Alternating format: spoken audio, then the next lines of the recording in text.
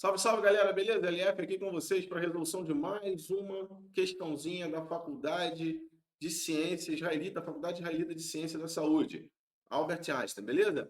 Então, LF para resolver com vocês aqui essa playlist. São 5 questõezinhas, são 5 vídeos, e esse aqui é o nosso segundo vídeo de resolução de questões, beleza? Então, depois da vinheta, vem comigo, nós vamos falar um pouquinho sobre coeficiente de solubilidade. Então, uma questãozinha sobre coeficiente de solubilidade, beleza, galera? Vem comigo depois da vinheta.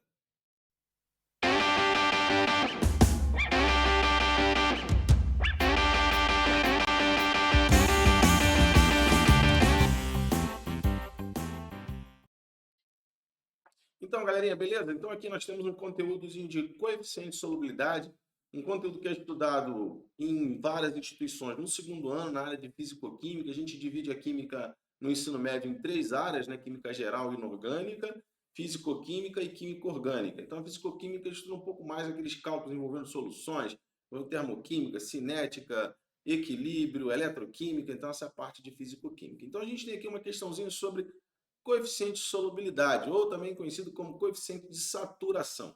Beleza? Dá uma pausa no vídeo, lê a questão com atenção, mas antes disso, faça sua inscrição ao nosso canal, deixe seu like, mande seus comentários, mande sugestões de vídeos que o LF possa te ajudar, beleza? Então, vamos nessa.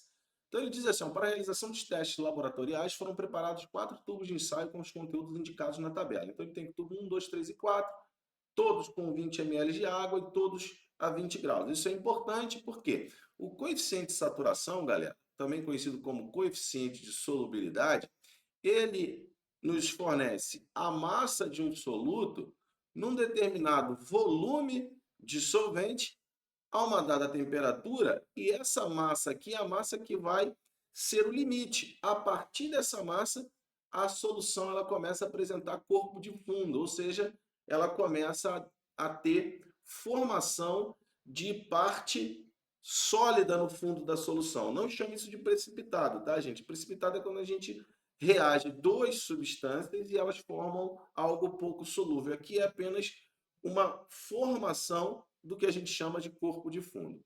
Geralmente, o coeficiente de solubilidade ele dá a massa do soluto em gramas por 100 gramas ou 100 ml de água. A água é o solvente mais utilizado. E aí a gente tem que fixar a temperatura, por quê? Porque alguns sólidos, o coeficiente ele aumenta com o aumento da temperatura e outros, o coeficiente diminui com o aumento da temperatura. Então, isso vai depender muito da quantidade de calor envolvida no processo. Se a solubilidade absorve calor para aumentar a solubilidade, ou se ele diminui a solubilidade com o aumento da temperatura.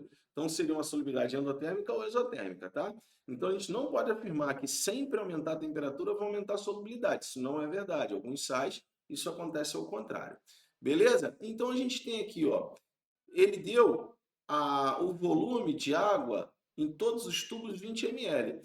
E o coeficiente de saturação está aqui, ó. Ele deu o coeficiente de saturação do dicromato de potássio, que é o sal envolvido na questão. Então, esse sal, ele tem um coeficiente, ou seja, o limite dele é de 12,5 para 100 ml de água. Porém, o tubinho tem quantos ml, galera? 20. Então, eu consigo fazer aqui uma regra de 3 para saber qual é a massa limite.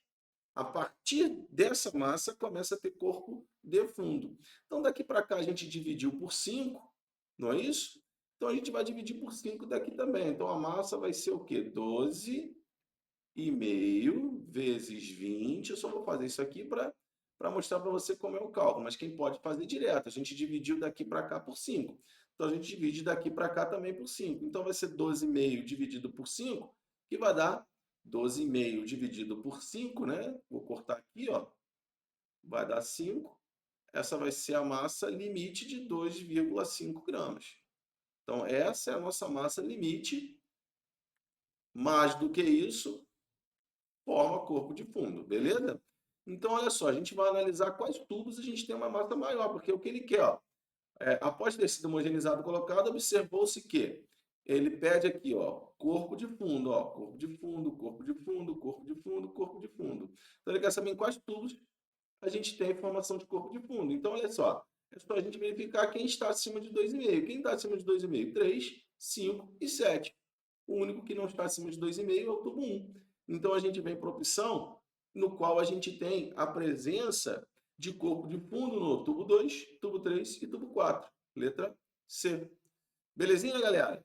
Então, tá aí uma questãozinha de coeficiente de solubilidade, também conhecido como coeficiente de saturação.